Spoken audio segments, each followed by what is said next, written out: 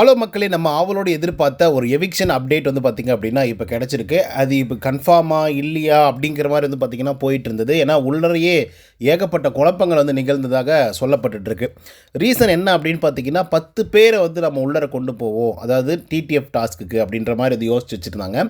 So அது மட்டும் இல்லாமல் இந்த வாரத்தில் ஒரு எவிக்ஷன் வச்சா மட்டும்தான் அந்த 10 பேரை வந்து பார்த்திங்கன்னா அடுத்த வாரத்துக்கு வந்து டிடிஎஃப் வந்து கொண்டு போக முடியும் அப்படிங்கிற மாதிரி வந்து இருந்தது. அண்ட் ஃபைனலி கடைசியாக வந்து எவிக்ட் ஆக போகிறது சுபிக்ஷா தான் அப்படிங்கிற ஒரு முடிவுக்கும் வந்து வந்துட்டாங்க. பட் அதுக்கப்புறம் வந்து பார்த்திங்கன்னா இல்லை ஓவர்ஃப்ளோவாக ஆட்கள் வந்து இருக்காங்க அப்படிங்கிற மாதிரி யோசித்து அமித் அவர்களையும் எவிக்ட் பண்ணி வெளியே அனுப்பிச்சிருக்காங்க. ஓகேவா? ஸோ இன்றைக்கி ஃபஸ்ட் எவிக்ஷன் யார் அப்படின்னு பார்த்தீங்கன்னா அமித் அவர்கள் அப்படின்னு சொல்லி ஒரு இன்ஃபர்மேஷன் வந்து வந்திருக்கு.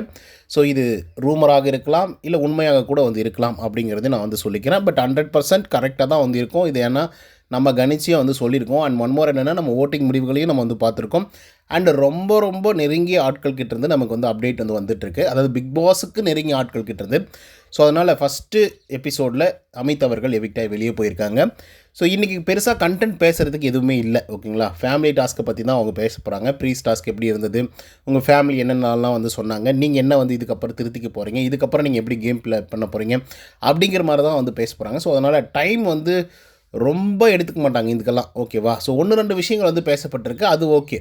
பட் அந்த எவிக்ஷனுக்கு கிட்டத்தட்ட ஒரு 15 மினிட்ஸ் வந்து தேவைப்படும்ல. ஸோ அந்த அந்த எபிசோடை ஹோல்டு பண்ணுறதே ஒரு 15 மினிட்ஸாக இருக்கும் அந்த எவிக்ஷன் அப்படிங்கிறது.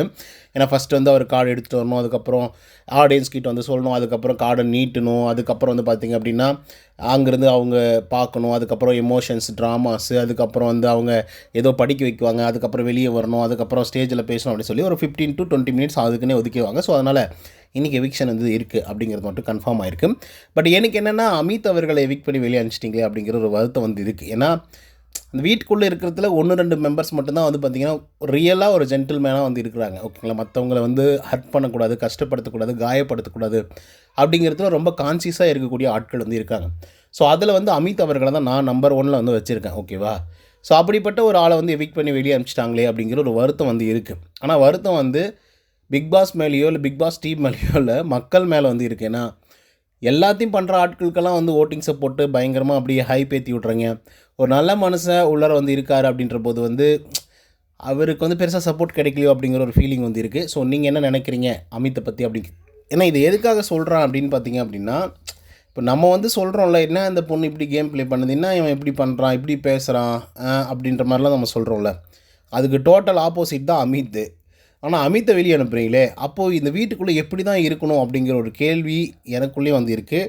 ஸோ அதை என்னால் புரிஞ்சிக்கவே முடியல ஆடியன்ஸை. ஸோ மக்களே, நீங்கள் என்ன நினைக்கிறீங்க அப்படிங்கிறத கமெண்ட்ஸில் சொல்லுங்கள். இந்த வீடியோ பிடிச்சிருந்தால் லைக் அண்ட் சப்ஸ்கிரைப் பண்ண மறந்துடாதீங்க. இன்னொரு தகவலை சந்திக்கிறேன். Until then bye from Uday. நன்றி, வணக்கம்.